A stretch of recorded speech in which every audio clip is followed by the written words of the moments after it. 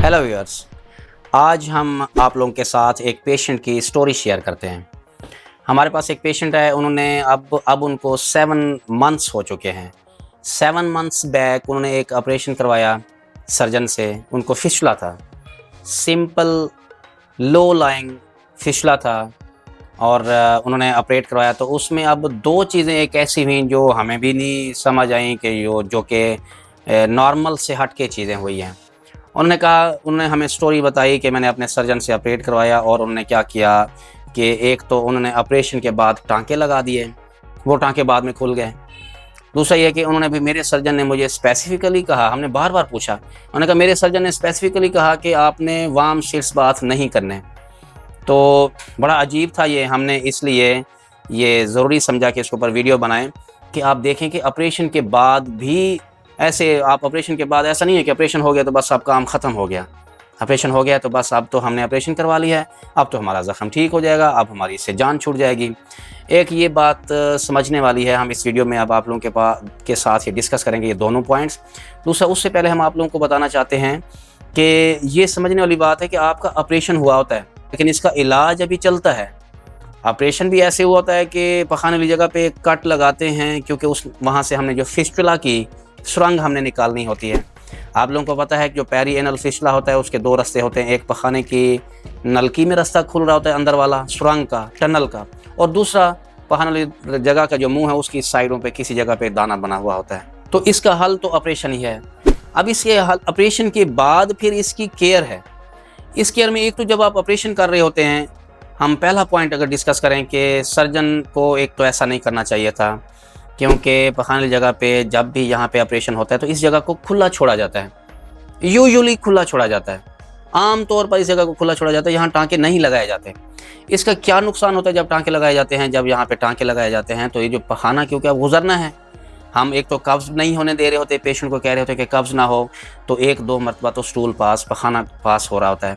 तो वो जो टांके लगाए होते हैं उस टांकों वाली जगह पे पखाना फंस जाता है। उल्टा वो जब पखाना ज़ख्म वाली जगह पे फंस गया, आपने जो रास्ता तो निकाल दिया नॉर्मल, तो पीछे तो अब नॉर्मल जगह रह गई, लेकिन वहाँ से जब पखाना फंस जाएगा तो उल्टा वो जगह इन्फेक्ट होना शुरू हो जाएगी। अब यही हुआ, इस पेशेंट के साथ भी ऐसे ही हुआ है कि टांके लगाए और फिर ये हो गया कि टांके खुल गए। वो तो कुदरती तौर पर ही टांके खुल गए, लेकिन इतनी देर तक वो इन्फेक्शन कर चुके थे। तो जब भी यहाँ का ऑपरेशन होता है तो यही होता है, यहाँ टांके नहीं लगाए जाते।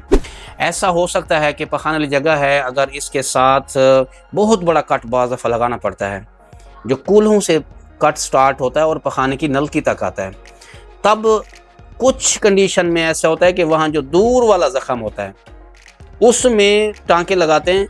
वो भी टांके प्रोलीन से लगाते हैं, ऐसे टांके जो फिर हम बाद में खोलें, वो बाहर सिर्फ जल्द पे लगाते हैं। वो भी रिकमेंडेड नहीं है, क्योंकि पखाना वाले रास्ते से जब भी पखाना होता है वो वहाँ से गुजर के उस जगहों पे चला जाएगा, ज़ख्म वाली जगह पे। फिशला जितना बड़ा है उसका रास्ता निकालना चाहिए। बाज़ दफ़ा ये जल्द वाली सिर्फ जल्द के नीचे होता है, पट्ठों को इन्वॉल्व नहीं कर रहा होता। तो जितना बड़ा फिशला होगा वो हमें टनल तो निकालनी है, क्योंकि उस टनल में ही से तो रेशा बन रहा होता है। तो वो जितना बड़ा रास्ता होगा वो निकालेंगे हम। तो अगर तो पट्ठे इन्वॉल्व होंगे तो फिर हम धागा लगाते हैं, वो एक और तरीका होता है। लेकिन ये धागा वो टांके वाला धागा नहीं होता, ये तो उन पट्ठों को कवर करने के लिए कि वो उसको काट सकें, एकदम हम पट्ठे ना काटें ताकि पखाने का कंट्रोल ना ख़त्म हो जाए। लेकिन यहाँ पे टांके यूजुअली नहीं लगाए जाते, वो टांके लगाए वहाँ पे पखाना फंस गया। दूसरा पॉइंट फिर ये है कि दूसरी एडवाइस कर दी कि आपने टब में बिल्कुल नहीं बैठना। ये एक और बड़ा ब्लंडर था। टब में बैठने का मकसद ये होता है कि आपने जब स्टूल पास करना है, जब पखाना आप गुजरता है तो वो इस ज़ख्म वाली जगह पे भर जाएगा। टांके आपने नहीं भी लगाए हुए तो भी इस ज़ख्म में सारे में वो पखाना, क्योंकि अब वो सारी जगह खुली होती है, हर तरफ फैल जाता है। तो पखाना करने के बाद तो लाजमी टब में बैठना है। अगर पखाना नहीं भी आया फिर भी 3 टाइम हम रिकमेंड करते हैं 15 से 20 मिनट के लिए, उसमें पायोडीन डली हुई हो, क्योंकि वो जरासीम को ख़त्म करेगा। डिटोल भी बाज़ दफ़ा डाल लेते हैं।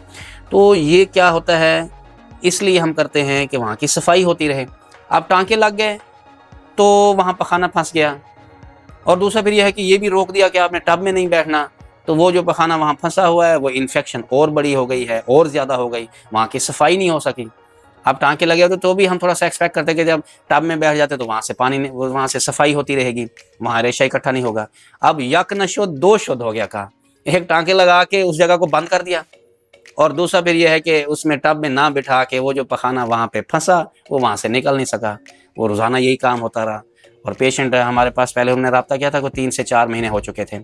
तो उस वक्त अब वो रास्ता थोड़ा सा बंद हुआ, लेकिन बाद में अब वो अभी तक वो फिसला वैसे बना हुआ है, क्रॉनिक हो गया हुआ है। अब वही वाली जो फिसला निकल गया था, बाकी जो दीवार बनी थी हमने खुद ही टांके लगा के उसको फिर एक टनल में तब्दील कर दिया, तो वही फिर फिसला वाला रास्ता बन गया है। तो इस वीडियो बनाने का मकसद ही ये है कि आपको अवेयरनेस दी जाए। आप अपने आपने बाज़ दफ़ा पेशेंट की तरफ से भी होता है, डॉक्टर साहब मेरा तो ज़ख्म खुल जाएगा, आप इसे टाँके लगा दें। कभी आपने ये डिमांड नहीं करनी है कि आपने टाँके, बहुत ज़्यादा चांसेस ये होते हैं कि जब भी ये पखाने वाली जगह के ये जो फिसला होते हैं यहाँ पे टाँके नहीं लगाते।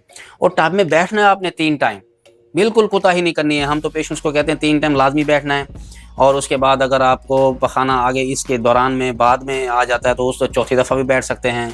बाज़ दफ़ा पेन होता है तब हम कह रहे होते हैं टब में बैठें, इससे पेन ख़त्म होती है, जलन ख़त्म होती है, यहाँ की सफाई होती है, यहाँ रेशा इकट्ठा नहीं होता। तो इन एडवाइस पर अमल करना है आपने लाजमी। अपने सर्जन को पुश नहीं करना, ज़बरदस्ती नहीं कहना कि नहीं आप टाँके लगा दें, ये आपके लिए सेफ़। क्योंकि जब ये पखाने वाले ज़ख़म का मुँह ऐसे खुला होगा तो ये इस तरह बंद होना शुरू होना चाहिए, पहले अंदर से बंद होता जाए तो फिर होके बंद होगा।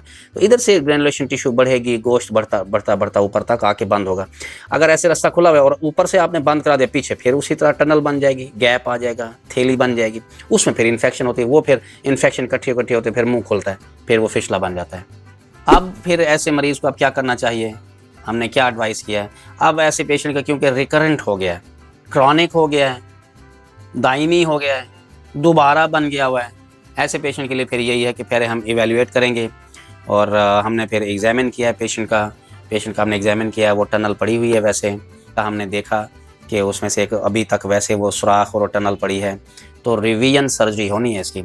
अगर तो क्योंकि ये कॉम्प्लिकेटेड होता, पहले भी हाई लाइंग होता, तो फिर हम इसमें टेस्ट करा सकते थे, एंडो एनल अल्ट्रासाउंड करवा सकते थे, MRI करा सकते थे। लेकिन ये क्योंकि छोटा सा ट्रैक है तो हमें रिवीजन सर्जरी करके इसको ट्रैक को निकालेंगे।